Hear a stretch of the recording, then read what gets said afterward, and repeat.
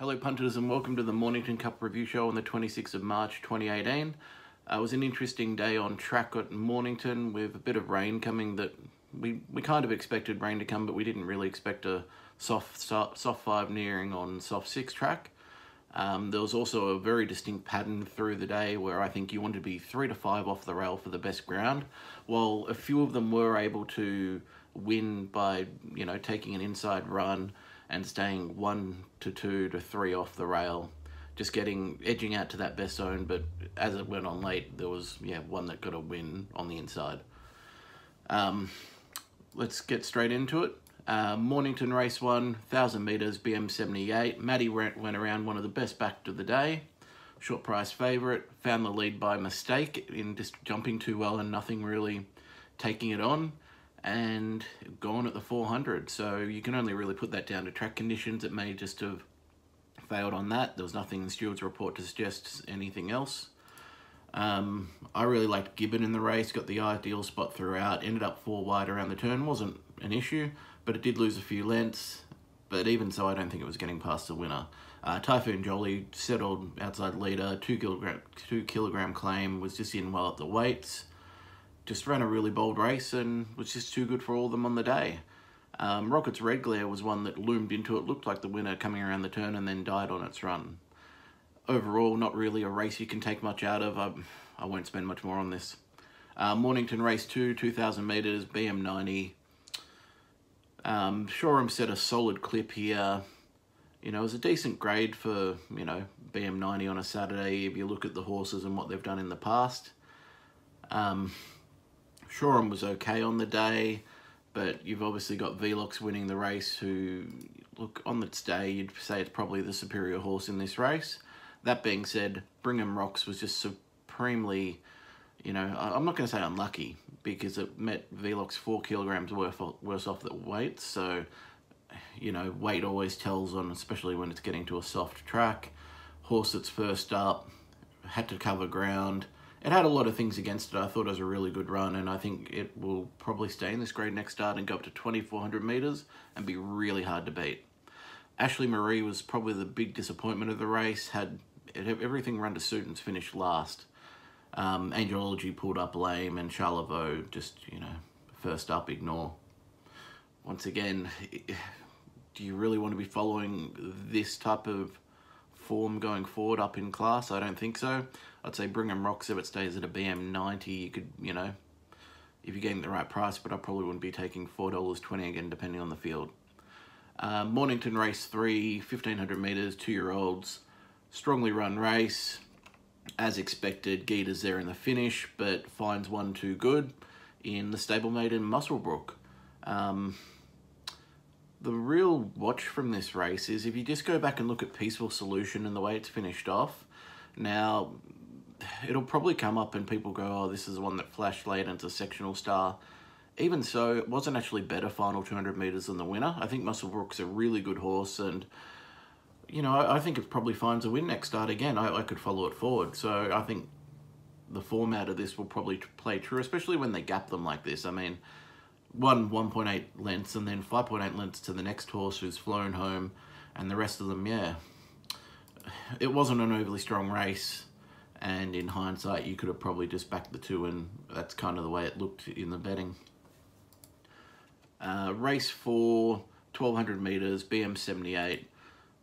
This is probably one of the few races on the day because I didn't really nail the day. I completely nailed this race, so I had Niam Chinor as my top pick with So Far So Cool and She's Positive being second and third picks, and they've run She's Positive's won, Niam Chinor's run second, and So Far So Cool's run third.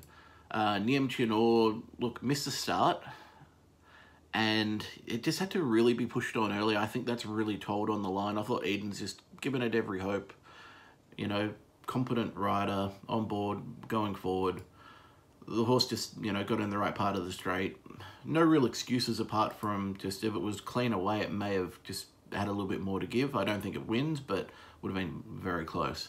She's Positive, A-grade ride, A-grade ground, just perfect ride. Horse is flying, and it'll keep improving, I think. So Far So Cool, not suited by the distance, suited by the wet weather that came. It was kind of just looking for runs into the straight, and the jockey, being Dean Holland of all people, has gone for an inside run when I'm coming out of the review of this day saying if my horse has been inside 2 metres of the track, it's a disadvantage. So I want to be in that 3 to 5 range, and this horse had to take that run on the poor ground on the inside. It's finished off well, and I think it's going the right way. It's got a lot more scope to come. Free-Hearted was, backed in this race. It was short price favourite, $2.70. It was out to $3.60 late, so it's still jump favourite. Never in the race. Had the run into it behind She's Positive and did nothing. It's becoming a really expensive horse for punters, so it may be coming to an end of its prep, or it may just not have handled the ground. So watch and see, but you couldn't be betting $3.20 there, and I wouldn't be betting $3.20 on it in the future. Mornington Race 5, 1200 metres, BM78. So this is one where I'd probably say I didn't get it completely wrong, but I definitely took on the favourite. So I came into this race saying Brahmas had the A-grade ride last start in the best position on a track that suited, just had everything run to suit. And guess what's happened here? Perfect spot in run, perfectly suited by the tempo, found the best ground on the day, and has never been run down. It's a good horse going forward, but once again, stepping up in grade, they're going to bet really short again, and I'd be really careful of this horse. I know it's a good horse, but it's 2 runs that's just had everything run to suit, and you can't always have that happen. Run Sadi was probably a horse that I was looking in this race and going, geez, why is it $35? I mean, I couldn't have it, but I was thinking place price wise, and it's paid $5 to run third. It's pinged the lids, which you knew it could do, but it hadn't been doing it recently. And it's just run a very bold race. It was passed at the turn, but it's kept finding in the inferior ground to the line. So I think this horse is back going well again, and I think next start in this grade, they'll probably still bet 10s, and it may be going into a good race. Bob of the Head got out back behind Brahmos, ran a good race, probably never getting there from that position. My Paisan and Turak Cowboy are the 2 that are the most interesting from this race for me. Both no luck, never on the track, 3 and 4 wide the trip. I would say Turak Cowboy had cover behind My Paisan for a bit of it, but they covered a lot more ground than the winners. They then have to go really wide in a straight, and they weren't in the best part of the ground either in the straight. From everything that ran on that day, there was only one horse, being Husson Eagle, who really made up a stack of ground, and even that horse wasn't as wide as these ones. So I think those are 2 runs that I can follow forward. Overall, I think the format of this race for staying at the BM78 level will be strong, but I would question it of any of these horses going up in grade. Mornington Race 6, 1200 metres handicap, Stellar Collision, got done in the photo last start at Morphettville. Well, didn't have that happen today. Got a charmed run on speed just on the fence, which was a really bad spot to be on the day unless you could really get out and find your way into that good section of the track. But this horse was just good enough to defy that. Got the gaps at the right time, and it, you got to listen to the track walkers in Weir's guy who said, look, they thought just off the, directly on the rail, but just off the rail was still okay. And if they just saved ground, they'd get the better run than the rest of them here, and that's what happened. Saved the ground, got the run, too good. As the day went on, I would say the inside 2 metres was becoming, at least from what I can see trend-wise, okay. So I wouldn't be reading as much into it unless it was an earlier race. I'm Wesley, caught 3 wide for most of the race, kept finding in the speed lane, good run, It's one of those things where you go, could have it won if it was not 3 wide. I'm not sure, but obviously you got to respect the run. Husson Eagle flew home, so this is one who's come from the poor lanes outside. It's come from the direct back, and its sectionals are just, dynamic. You got to respect what it did there. But once again, this is a horse that always flashes, and it's a hard horse to catch. I was on it, and it was never actually winning. It flew home, but it was never winning. Now, unlike a horse called Duke of Brunswick, who I thought was going extremely well until it started to try and bite the arse of I'm Wesley. It's loomed up, it was ready to go past, and then it's taken a nip out of the horse and just stopped its momentum. I'm convinced this horse would have gone very, very, very close, and this horse is flying. That was an unsuitable 1200 metres. It'll go up to 1400 next start, and it could even go back in grade to like a BM90 or something like that. Leodoro, a horse I'm not a fan of. It went along the inside, saved for luck in the worst ground and still flashed home. I thought it was a really good run. But the run that I'm most interested in out of this race, because I really rate this horse when it's fit and well, is Schism. So it's really had to work early for that position forward. It's not suited by 1200 metres. I had it, let's say 50 to 1 on my sheets, right? They were betting 20s maybe. Let's have a look. Yeah, they were betting 19s. I had it 50 to 1. I didn't like it. I knew it wouldn't be suited by the 1200 metres, but it's running a damn fine race, only beaten a bit more than a length. And it's kept on finding, and it just had to do a load of work, and I'll follow that horse forward anywhere it goes because I'll place it correctly, hopefully back to a Caulfield or somewhere, and it'll be winning in the off-season, that's for sure. Mornington Cup, race 7, 1400 metres. My play on this one, as in the previous show, was very simple. I said, Harrison's a horse here who people are just underrating significantly. This yard, they just produced them time after time, up to 2400 metres where it was more suited, and it's run a damn fine race for second. It just simply ran into a horse that may be a Group 1 winner going forward in Kingsville Dream. Kingsville Dream, you had to kind of just, you couldn't take it on. You couldn't have it as your lay of the day. You couldn't say, I want to take this on in the race. You simply had to savour on it. Some people found a way to bet it. Good on you. You got the cash and you got it really easy. 1800 up to 2400, horse that had never done it before, against a horse like Harrison and also Sismontane, who was proven at the distance. I wanted to back those two and save that. Got out of it with, you know, not losing anything, but I don't know, I think it's the right play there, just not proven on the day. You run to a good one, you run into a good one, and Weir's a freak. Fastnet Dragon and Gaelic Chieftain both, you know, ran home fairly. Omnicom Ruler, a forgive run, just really wide in the race, and Khartoum pulled up lame. Race 8, 3-year-old Guineas. This is another race I'd say I probably got, you know, incorrect on in a large way. I didn't really rate the Regiment especially, who's run a really bold race at 40 to 1. It's almost stolen it. So it's tried to kick away on the turn. It's had a really good break on them, but it's just been in that really the worst ground, and what's happened is the winners come down the best ground. If they got it out to the best ground, I reckon it could have actually won. So I'd be rating that run of the Regiment really well going forward. Spring Choice was flying, held up for runs until it finally got it around the turn, and it never looked like losing. Really good horse, but got the best lane as well, so just perfect ride by James Winks.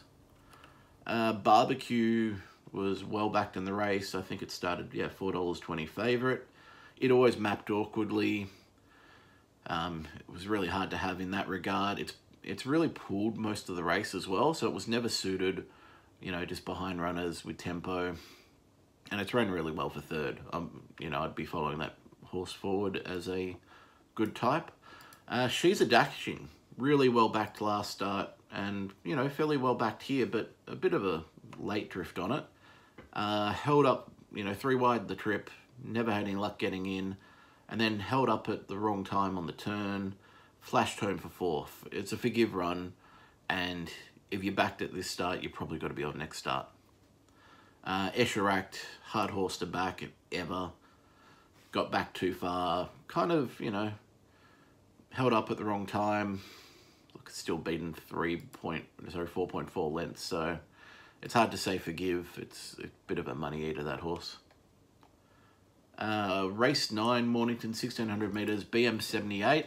Really strong win by Heptagon. Got given the ideal ride for the situation. Jumped really well, settled just off the speed.